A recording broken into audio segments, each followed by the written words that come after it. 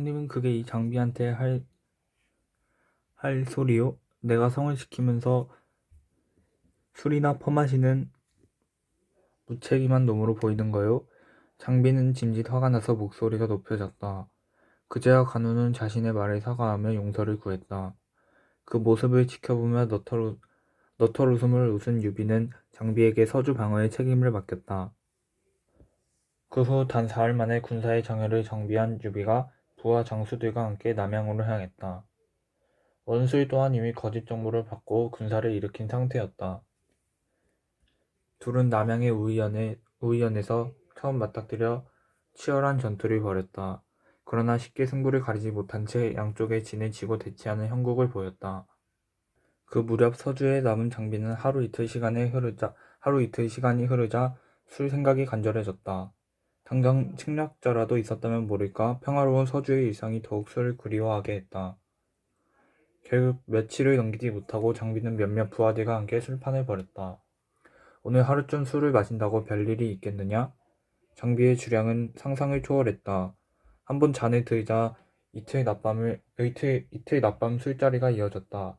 그것을 지켜보던 조표가 용기 내어 진언했다. 그는 과거 도겸의 수하에 있었으며 얼마 전에는 둘째 딸을 여포에게 시집보내 장인과 사이의 관계가 되기도 했다. 장군, 이러시면 안 됩니다. 자사께서 서주의 경계를 믿고 맡기시지 않았습니까? 하지만 이미 술이 불쾌해진 장비는 그 말을 귓등으로도 듣지 않았다.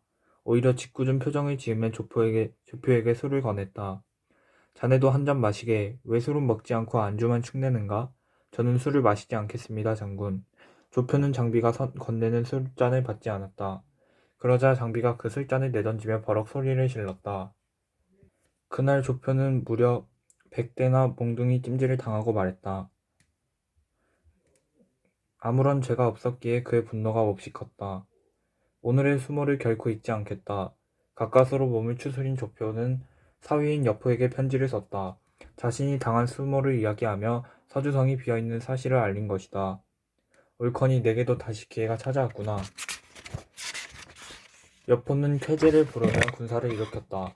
비록 규모가 크지는 않았으나 어차피 서주성을 지키는 것도 장비꾼이라 충분히 승부를 걸어볼 만했다. 순욱의 예상대로 여포에게 의리를 기대한 것은 무리였다. 그때 장비는 이틀 밤을 새워 술을 마신 피로로 깊은 잠에 빠져 있었다. 그는 여포의 병사들이 서주성을 공격하는 소리를 듣고야 겨우 정신을 차렸다. 이게 무슨 난리인가? 장비는 서둘러 장팔사물을 챙기고 성로에 올라갔다. 누구의 군사가 그와 같은 일을 벌이는지 궁금해 주위를 휘둘러 보니 여포가 있었다. 배은망덕한 놈, 네가 기어이 몹쓸 짓을 벌이는구나. 장비는 곧장 성문 밖으로 나가 눈을 부릅뜨며 여포를 향해 달려 말을 몰았다. 그 기세만 보면 당장 여포를 때려 눕히고도 남을 정도였다. 하지만 숙취 가득한 몸이 말을 듣지 않았다. 멀쩡한 상태로도 상대하기 쉽지 않은 여포를 어떻게 술냄새를 풍기며 이길 수 있단 말인가. 장비는 연함은 명되는 부하들의 보호를 받으며 주랭랑을 쳤다. 그것을 본 조표가 장비를 만만하게 여겨 기병들을 데리고 쫓아갔다. 이놈 거기 서라. 내가 몽둥이 찜질을 당한 복수를 할 것이다. 하지만 아무리 도망자 신세가 되었다고는 해도 조표와 같은 이가 장비를 당해낼 수는 없었다. 장비가 잠깐 말머리를 돌려 단 3만 만에 그의 목을 베어버렸다. 지나치게 흥분해 앞뒤 사정을 헤아리지 못한 조표가 허무하게 목숨을 잃고 말았던 것이다. 그때 멀리서 여포가 달려오자 장비는 다시 말을 몰아 달아나기 시작했다. 형님에게 이 일을 어떻게 전한단 말인가? 장비는 말을 달리면서도 이만저만한 걱정이 아니었다. 하지만 여포에게 서주를 빼앗긴 마당에 그 사실을 감출 수도 없는 노릇이었다. 차라리 매도 일찍 맞는 편이 낫다고. 장비는 그 즈음에 유비가 회남 땅에 머무르는 것을 알고 그쪽으로 말을 몰았다. 얼마 뒤 유비를 만난 장비는 다짜고짜 무릎을 꿇고 머리를 조아리며 자신의 잘못을 털어놓았다. 그리고는 통곡하듯 소리쳤다. 형님, 이놈을 죽여주시오. 장비는 눈물을 쏟으며 땅바닥에 머리를 찍기까지 했다. 그 바람에 그의 이마에서 피가 흘렀다. 지금 무엇을 잘했다고 울고 있느냐? 언젠간 네가 술 때문에 크게 낭패를 볼 줄 알았다. 이렇게 호통을 친 이는 관우였다. 그는 지금까지 단 한 번도 장비에게 그처럼 화를 낸 적이 없었다.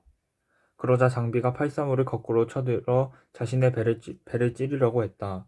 형님들 미안하오. 내가 죽음으로써 벌을 받겠소.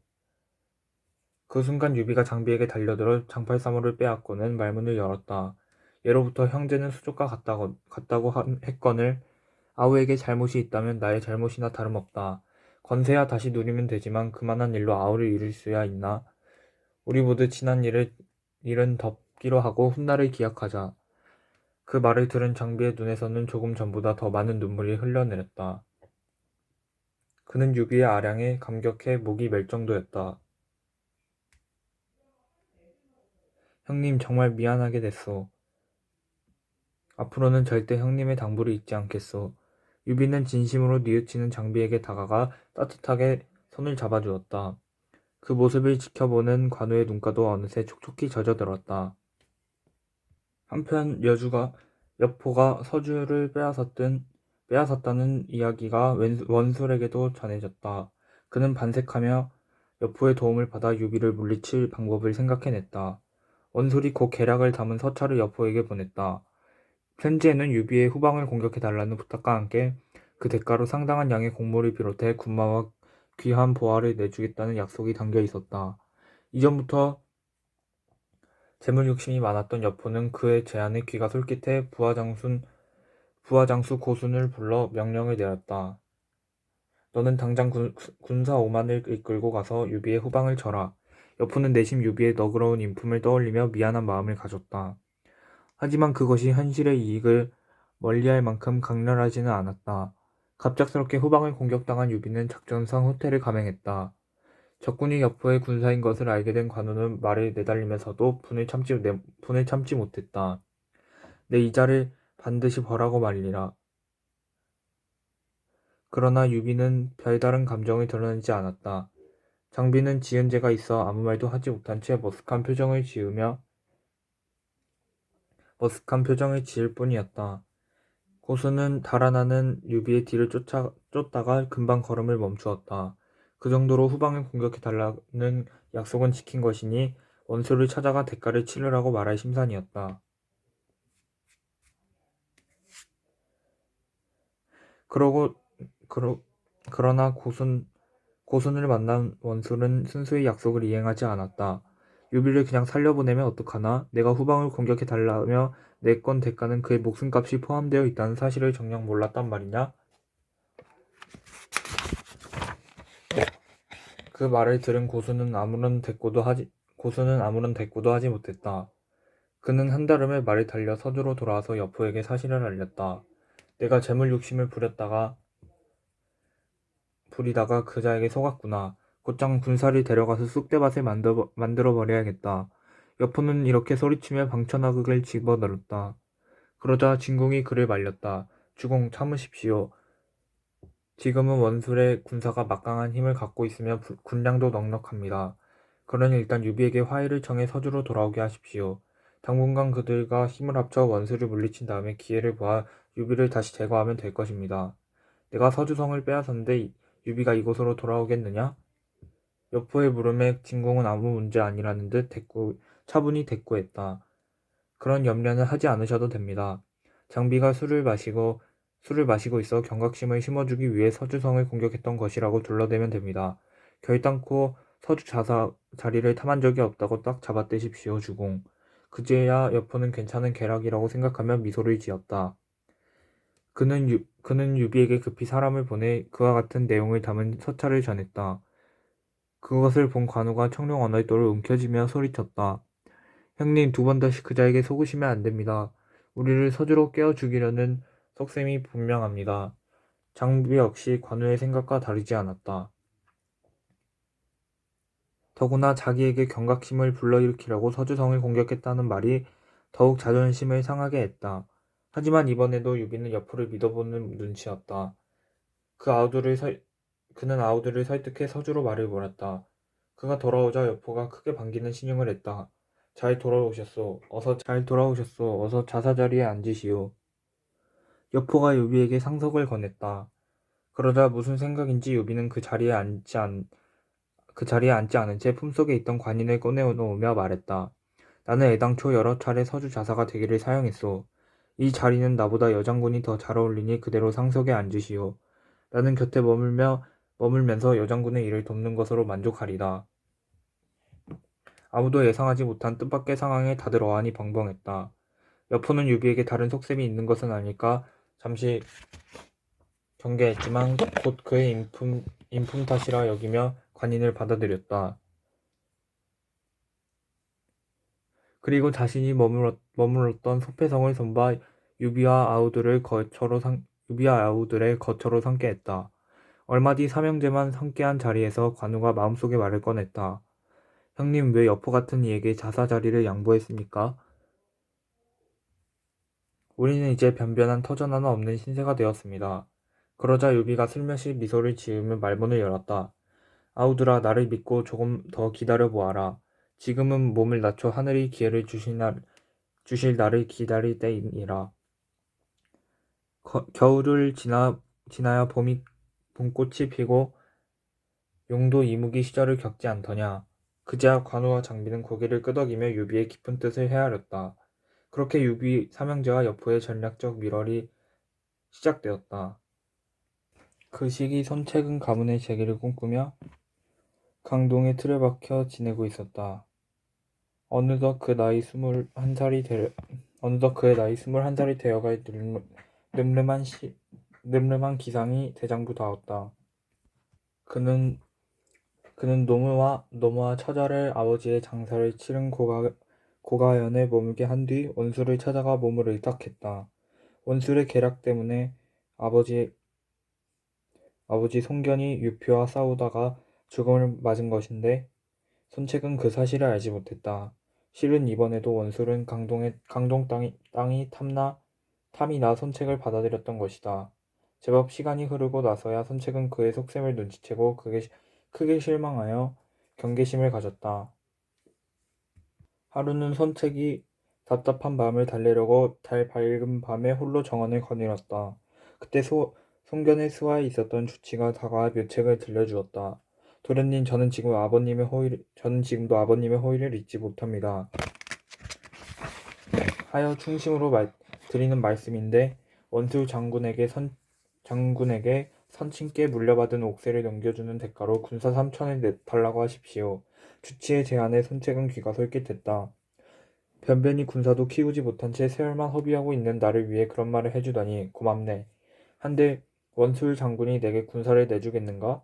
그건 염려 마십시오. 요즘 도련님의 외숙 오경이 양주 자사 유의 공격을 받고 있는데 그를 돕겠다고 하시면 달리 의심하지 않을 것입니다. 이튿날 손책은 원수를 찾아가 주치가 일러준 대로 이야기를 했다. 과연 원수는 옥새에 큰 관심을 보이며 군사 3천은 물론이고 군마 500필까지 내어주었다. 손책은 주치와 더불어 아버지를 섬겼던 정보 한당 등을 데리고 강동으로 말을 몰았다. 그 길에 어린 시절 친구이자 의형제를 맺은 여강 출신의 주유가 찾아와 자신의 군사와 합류했다. 둘은 나이가 같았으나 생일이 빠른 손책의 형이 되었고 주유가 흔쾌히 아우를 자임했다. 주유는 의형제의 소식을 듣고 일부러 달려온 곳인데 수려한 용모의 성격도 좋아 따르는 이가 많았다. 그는 여러모로 뛰어난 재능을 가진 장수와 장균까지 데려와 손책에게 힘을 보탰다. 손책은 매우 기뻐하며 장소를 묵은 중랑장의 장갱을 정의교의에 임명했다. 손책은 원술에게 이야기한 대로 외숙을 괴롭히고 있는 유효를 먼저 치기로 했다. 얼마 후 손책과 유효는 고개 하나를 사이에 두고 지내셨다. 서로의 장수들이 맞붙어 몇 번 결투를 벌이고 나서 손책은 적진을 좀 더 자세히 살펴볼 필요성을 느꼈다. 그래서 정보와 함께 황계 등 몇 명 장수들을 거느리고 산등성이로 올라가 아래를 살폈다. 그때 유효 쪽 척후병이 손책을 발견해 그 밑에 사자에게 알렸다. 태사자는 북해 태수 공용을 돕다가 지금은 유효의 수하에서 활약하는 중이었다. 좋은 기회입니다. 제가 선책을 처치하고 오겠습니다. 태사자는 스스로 중책을 맡겠다고 유효에게 말한 뒤 말을 달렸다. 선책 역시 태사자를 보자마자 거리낌 없이 맞붙어 싸웠다. 그들은 무려 100합 이상을 겨루었으나 좀처럼 승패를 가리지 못했다. 비록 적장이지만 무의 솜씨가 대단하구나. 손책이 태사자에게서 물러나며 탐복했다. 자네도 나이가 무색할 만큼 노련하군. 오늘은 이쯤에서 돌아가야겠다. 태사자도 기력이 다해 일단 말머리를 돌렸다. 그날 이후 전세는 점점 손책 쪽으로 유리하게 흘러갔다. 아무래도 위험을 무릅쓰고 적진을 살핀 손책의 판단력이 주요한 듯했다. 며칠 뒤 주유가 손책의 노모와 처자가 있는 고가현에서 적을 완전히 몰아내자 유는 전의를 상실했다. 그는 혼비백산하여 옆 고을로 도주했다가 친분이 있던 유표를 찾아가 몸을 숨겼다. 다만 그런 상황에서도 태사자는 여전히 항복하지 않고 경연성에서 이천의 군사를 수습해 반격을 준비했다. 역시 내 눈이 옳았어. 태사자는 심신이 강건한 장수가 틀림없구나. 손책은 일전에 1대1로 맞서 싸우며 뛰어난 실력을 인정했던 태사자를 탐냈다. 그를 사로잡아 자기 편으로 만들면 큰 힘이 될 것 같았기 때문이다. 그래서 경연성을 총공격하기로 결정했을 때 특별히 부하들에게 당부했다. 오늘 우리는 유의 잔당을 섬멸할 것이다. 하지만 적장 태사자만큼은 반드시 생포하도록 하라. 잘 알겠습니다, 장군. 이미 유효의 부하 장수 여럿을 해치워 많은 공을 세운 황제가 자신있게 대답했다. 지도 손책의 마음을 헤아려 다시 한번 병사들에게 태사자를 죽이지 말라고 말했다. 손책은 경연성을 함락시키기 위해 화공을 펼쳤다. 성을 삼킬 듯 순식간에 화염이 타오르자 패전병이나 다름없는 이천의 군사는 주랭랑치기 바빴다. 태사자가 목청을 높여 그들을 독려했지만 혼자 힘으로는 어쩔 도리가 없었다. 그도 결국에는 달리 방법이 없다고 생각해 성문 밖으로 빠져나가 어디론가 말을 날렸다. 하지만 기세가 오른 손책의 장수들이 금방 그를 뒤쫓아가 말의 뒷다리에 화살을 명중시켰다. 말이 비명을 내지르며 몸을 뒤틀었고 태사자는 고삐를 움켜쥐며 안간힘을 쓰다가 땅바닥에 나뒹굴었다. 그렇게 적의 포로가 된 태사자는 밧줄에 꽁꽁 묶여 손책 앞으로 끌려왔다. 내게 어떤 수모를 주려고 이러느냐? 차라리 나의 목을 쳐라. 태사자는 다시 만난 손책을 노려보며 엄중히 소리쳤다. 하지만 손책은 칼을 빼들기는커녕 그에게 다가가 몸소 밧줄을 풀어주며 말했다. 장군, 나는 그대와 함께 큰 뜻을 펼치고 싶구려. 부디 내 곁에서 힘이 되어주시오. 누가 듣기에도 손책의 권유에는 진심이 가득했다. 태사자 역시 일찍이 대장부다운 손책의 기계를 알아본 터라 마음이 흔들렸다. 지금까지 자기가 모셔왔던 여느 장수보다 손책에게 신뢰가 갔고 나이까지 어려 앞날이 더욱 기대됐던 것이다. 결국 태사자는 자신의 가치를 인정하며 먼저 손을 내밀어준 손책의 편에 서기로 결심했다. 그는 뿔뿔이 흩어져 이천의 군사까지 다시 수습해 손책의 전력을 크게 강화시켰다. 자, 이제 본격적으로 세를 불리도록 하자. 동호와 회계를 쳐서 우리의 기반을 튼튼히 할 것이니 모두 돌격하라. 그렇게 강동 지역은 손책에 의해 완전히 평정되었다. 기존의 장수들과 더불어 태사자가 현격한 공을 세운 것은 두말할 나위 없었다. 손책은 소패양 또는 강동의 손량이라고 부르며 칭송하는 이들이 빠르게 늘어났다. 그로부터 한 해, 두 해의 세월이 흐르면서 손책의 군사는 더욱 막강해졌다. 병사의 수가 엄청나게 불어났고 창고에 쌓아둔 군량까지 넉넉했다. 그러자 아버지의 유품이나 다름없는 옥새를 찾아야겠다는 생각이 들었다. 그는 원술에게 3천의 군사와 500피를 복귀시킬 테니 옥새를 돌려달라고 적은 서찰을 보냈다. 그것을 받아든 원술이 두 손을 부르르 떨며 분통을 터뜨렸다. 이런 시정잡배 같은 놈을 만나 내가 내준 군사로 강동을 평정한 주제에 이제 와서 옥새를 내놓으라고. 그즈음 원술은 스스로 황제가 되겠다는 야심을 은밀히 불태우고 있었다. 자기 품새, 자기 품에 옥새를 안고 있으니 그 같은 욕망이 꿈틀거렸던 것이다. 원술은 당장이라도 강동으로 달려가 선책을 처단해버리고 싶었다. 하지만 근래부터 두터운 심임을 받아온 양대장이 원수를 말렸다. 주공, 이런 때일수록 침착하셔야 됩니다. 지금 손책은 강력한 군사를 가진 데다 강동에 풍년이 들어 식량도 부족함이 없다고 합니다. 섣불리 그를 공격했다가는 역습을 당할 수도 있습니다. 원수는 양대장의 말에 고개를 끄덕이며 대답했다. 그럼 그자의 무례를 벌하려면 어떻게 해야 되겠느냐?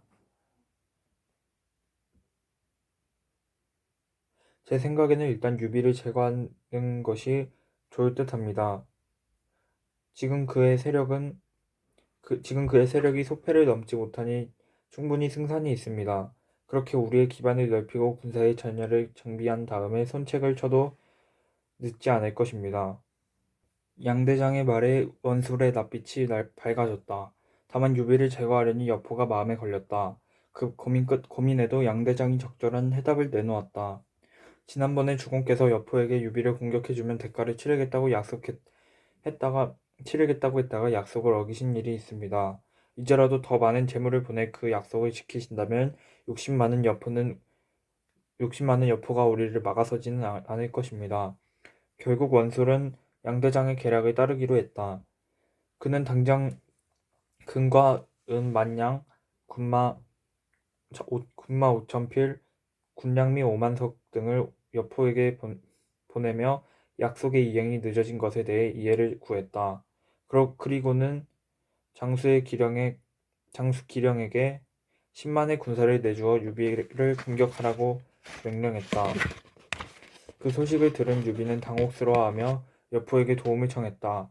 이 일을 어떻게 처리해야 좋겠느냐? 한쪽에서는 내게 서주를 내주었고 다른 한쪽에서는 많은 양의 재물을 보내왔으니 말이다. 여포가 어느 쪽 편을 들어야 할지 갈피를 못 잡으며 진공에게 물었다. 그들 역시 자기 쪽을 견제하며 유비를 치려는 원술의 속셈을 모르지 않았다. 그래서 고민 끝에 일단 유비를 돕기 위해 군사를 출격시킨 다음 기령의 군사와 대충 화해를 시키려는 계획을 짰다. 여포가 직접 군사를 이끌고 가서 기령의 군사와 소패 사이를 가로막았다. 그의 등장에 기령이 당황해서 여포의 진지로 찾아가 항의했다. 주공께서 재물을 보내셨는데 이러시면 어떡합니까? 하지만 여포는 애써 못 들은 척하며 술상을 차려 기령을 대접했다. 잠시 후 뜻밖의 유비도 여포의 진지를 찾아왔다. 실은 기령이 술잔을 기울이는 사이에 진공이 재빨리 달려가 유비를 데려왔던 것이다. 유공과 기장군 서로 인사를 나누시오. 여포가 전에 없던 미소 띤 얼굴로 살기가 흐르는 둘 사이에 끼어들었다. 진공과 계획했던 대로 서로 화해할 것을 제안했다. 여장군의 뜻을 따르겠소. 유비가 먼저 여포의 화해 요청을 받아들였다. 그러나 원술의 명령을 받은 기령은 그 제안을 거절할 수밖에 없었다. 순간 여포의 낯빛이 붉어지더니 냅다 방천하극을 집어들었다. 아니 왜 그러십니까? 갑작스러운 상황에 깜짝 놀란 기령이 제지, 팔을 들어 여포를 제지하려고 했다. 하지만 여포는 누구를 공격하기 위해 무기를 든 것이 아니었다. 그는 곧장 부하 하나를 부르더니 군영 밖으로 150보를 걸어가서 그 자리에 방천학을 거꾸로 꽂아두게 했다. 그 광경을 보며 어리둥절해 하는 유비와 기령을 향해 여포가 단호하게 말했다. 우리 내기 한번 합시다. 저기 방천학을 자루 끝에 매달려 있는 장식물을 맞춰보겠소. 그것이 성공한다면 두 사람 모두 내 제안을 따르기로 하고 만약 못 맞춘다면 각각 자신의 진영으로 돌아가 전투를 벌이시오. 어떻소? 그 말을 들은 기령이 방천하극 쪽을 바라보더니 장식물은 너무 작아 잘 보이지도 않았다. 그는 여포가 소패를 공격할 명분을 주기 위해 그와 같은 내기를 하자는 것이라고 생각했다.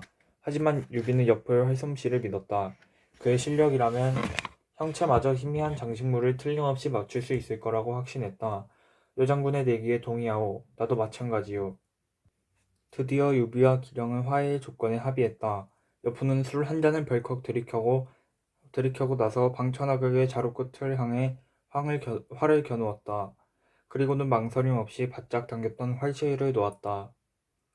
그의 화살은 순식간에 바람을 가르며 날아가 장식물에 명중했다. 그것을 지켜본 사람들이 한동안 벌어진 입을 다무지 못했다. 하하하, 내 활솜씨가 쓸만하지 않소? 이제 약속대로 두 사람은 화해를 하도록 하시오. 몹시 기분이 좋아진 여포는 목청껏 웃음을 터뜨렸다. 일이 그렇게 되자 기령도 더는 유비와 싸우겠다고 덤벼들지 못했다.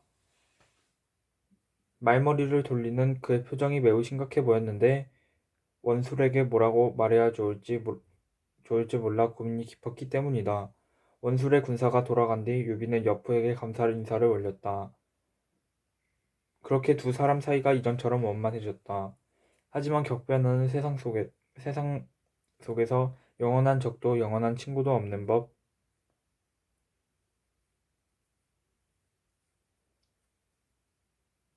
어느 날 여포의 명을 받아 300마리의 말을 사러 갔던 병사들이 겨우 150마리의 말만 끌고 와 미처 생각지도 못한 이야기를 털어놓았다. 죽을 죄를 지었습니다, 장군님. 저희가 돌아오는 길에 산적을 만나 무려 150마리나 되는 말을 빼앗기고 말았습니다. 누가 감히 서주 땅에 나의 재물을 손을 댄단 말이냐? 여포가 이해할 수 없다는 표정으로 군졸들을 다그쳤다.